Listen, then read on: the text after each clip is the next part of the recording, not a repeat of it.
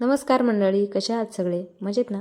मी पण मस्त. माझ्या चॅनलमध्ये तुम्हा सर्वांचं पुन्हा एकदा खूप सारं स्वागत आहे. संध्याकाळची वेळ झालेली स्वयंपाकाची आणि सध्या बाजारात भरपूर सारी कोथिंबीर येते.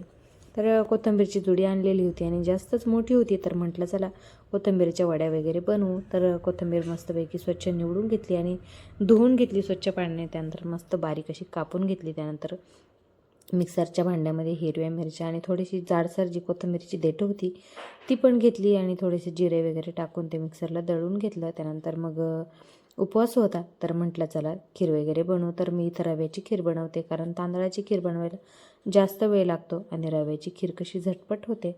तशी खायला तर तांदळाचीच खीर मस्त, पण मग कधी कधी कंटाळा येतो आणि गोडाचं पाहिजे काहीतरी उपवास असल्यावर. मग त्यासाठी खीरच बनवली. म्हटलं चला त्यासाठी फक्त रवा तुपामध्ये मस्तपैकी भाजून घेतला आणि त्यामध्ये भरपूर सारं दूध टाकून घेतलं आणि मग मिक्स केलं आणि उकळू दिलं. त्यानंतर फक्त साखर टाकायची बाकी आहे. आणि इथं आता करते मी कोथिंबीर वडीची तयारी. तर त्यासाठी मी थोडंसं गव्हाचं पीठ घेतलेलं आहे, बेसन पीठ घेतलेलं आहे आणि 2-3 चमचे तांदळाचं पीठ, त्यामध्ये ओवा आणि भरपूर सारी तीळ टाकलेली आहे, पांढरे तीळ आणि चवीनुसार मीठ, हळद, हिंग जे काय आहे. तर थोडेसे सुके मसाले आपल्याला टाकायचे, त्यामध्ये टाकायचे हिरव्या मिरचीचं वाटण. मी म्हणजे ऋतू लसूण कांदा खात नाही, तर त्यामुळं मग लसूण वगैरे मी दळलं नाही. फक्त कोथिंबीरीच्या दांड्या, हिरव्या मिरच्या आणि जिरे वगैरेच मी फक्त मिक्सरला दळून घेतले. आणि त्यानंतर मग थोडंसं लिंबू पण पिळलं आणि लिंबाने छान टेस्ट येते, तर त्यामुळं थोडासा अर्धासा लिंबू का होईना पण मग त्यामध्ये पिळायचं म्हणजे टेस्ट छान येते. आणि हे व्यवस्थित मी मिक्स करून घेतलं आणि ते पीठ मी मळून घेतलं. त्यानंतर ताटाला थोडंसं तेल लावून त्यामध्ये पण तीळ टाकून घेतलेली आणि हे बॅटर आपल्याला थोडंसं असं सैलसर ठेवायचं आहे, जेणेकरून आपल्याला कोथिंबीरीचे मुटके न करता वड्या करायच्या आहे वाफवून घ्यायसाठी. तर त्यासाठी मग मी पीठ थोडंसं सैलसर व्यवस्थित मिक्स करून घेतलं आणि मीठ तुम्ही चवीनुसार टाकू शकता, तुम्हाला जेवढं पाहिजे तेवढं.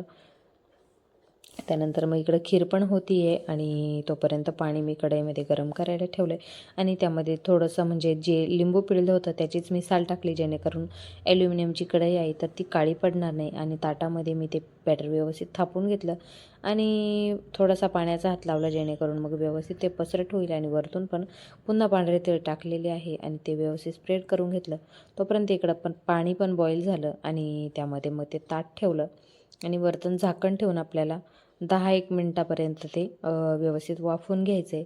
थोडासा कमी गॅस ठेवायचा, जास्त फुल नाही करायचा, म्हणजे कमी गॅसवरती व्यवस्थित शिजल्या जाईल. आणि झाकण ठेवायचं आहे, म्हणजे वरच्या पण साईडने व्यवस्थित शिजेल. अशा पद्धतीने 10-1 मिनटं आपल्याला मस्तपैकी कोथिंबीरीच्या वड्या वाफवून घ्यायच्या आहे. आणि तुम्ही एकदा नक्की अशा पद्धतीने ट्राय करून बघा, खूपच छान होतात. त्यानंतर मग पीठ वगैरे मळून घेतलं आणि पोळ्या वगैरे करून घेतल्या, कारण बाकीचे किती पण पदार्थ बनवले तरी भाजी पोळी ही लागतेच.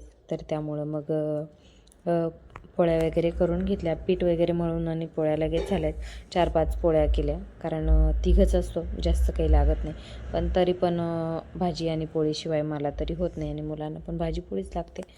त्यामुळं खीर, भाजी पोळी आणि कोथिंबीरीच्या वड्या असा आजचा मेन्यू होता. तर बाकीची माझी कामं होऊन जातात.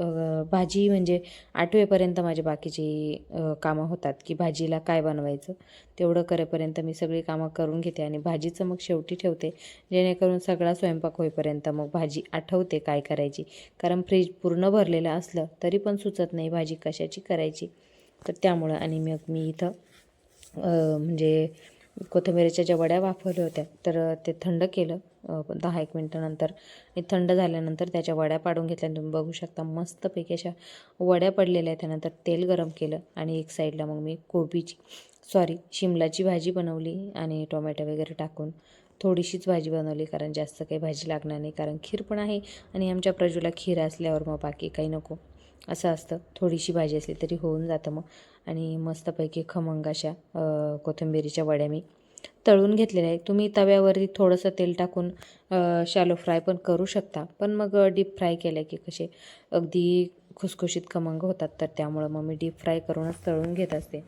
मस्तपैकी त्याची चव पण छान येते आणि मध्येपर्यंत पण तळल्या जातात आणि मग त्या खायला पण छान लागतात. तांदळाचं पीठ टाकलं की मस्त कुरकुरीत होतात. तर त्यामुळं मग मी तांदळाचं पीठ त्यामध्ये टाकते. तुम्ही गव्हाचं पीठ आणि बेसन टाकलं तरी चालतं, फक्त थोडंसं 2-3 चमचे तांदळाचं पीठ टाकायचं आहे. त्यानंतर व्यवस्थित कमी गॅसवरती मी म्हणजे कोथिंबिरीच्या वड्या तळून घेतल्या आणि त्यानंतर मग टिश्यू पेपरवरती काढून घेतल्या, जेणेकरून जे काही थोडं जास्तीचं तेल असेल तर ते टिश्यू पेपरने शोषून घेतलं जाईल. आणि त्यानंतर मग सगळ्या वड्या मी पुन्हा दुसऱ्यांदा पण तळून घेतल्या आणि त्यानंतर भाजी वगैरे पण झाली.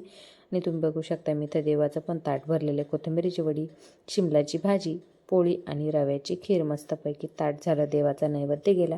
आणि त्यानंतर मग कढई थोडीशी थंड झाली, तोपर्यंत मग लगेच तेल वगैरे ओतून घेतलं. आणि त्यानंतर किचन वगैरे आवरून भांडे वगैरे आवरले. आणि भांडे वगैरे घासून झाल्याशिवाय मी तर काही जेवायला बसत नाही, कारण मला जेवण झाल्यावर प्रचंड कंटाळा येतो भांडे वगैरे घासायचा.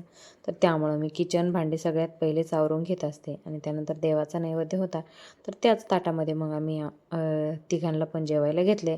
आणि प्रजू टी व्ही बघत होता, तर त्यामुळं त्याला मी चलचल करत होते. तर त्याचं म्हणजे अजून टाईम झालेला नाही जेवायला यायचा, तो टी व्ही बघतो आहे आणि बघा त्याचे नाटकं पण चालू. तोपर्यंत आम्ही इकडे जेवायला पण बसलेलो. मस्तपैकी जेवण मेनू होता, तर तुम्ही पण या जेवण करायला. कोथिंबिरीची वडी, रव्याची खीर, पोळी आणि शिमला आहे, तर या तुम्ही पण जेवायला. आणि ट्रायपॉड नसल्यामुळे मोबाईलचा खूप प्रॉब्लेम होते, खूप दिवस झाले ट्रायपॉड नाही आहे, पण बघू आता कधी घेणं होतं. आणि जेवण वगैरे झाले, त्यानंतर भांडे वगैरे जेवणाचे पुन्हा घासले, सगळं आवरून झालं. आणि त्यानंतर केसांना मस्तपैकी तेल लावून वेणी घालून घेतली दुमडून, जेणेकरून केस त्याने वाढतात. मी अशाच पद्धतीने वेणी घालते. आणि त्यानंतर मग मेथीची भाजी आणलेली होती, तर म्हटलं ती पण निवडून घेऊ. आणि मुलांशी गप्पा मारत मारत मग मी ती मेथीची भाजी पण सगळी निवडून घेतली. तर असा होता माझा आजचा दिवस. तुम्हाला माझे व्हिडिओ कसे वाटतात मला कमेंट करून नक्की सांगत चला. आणि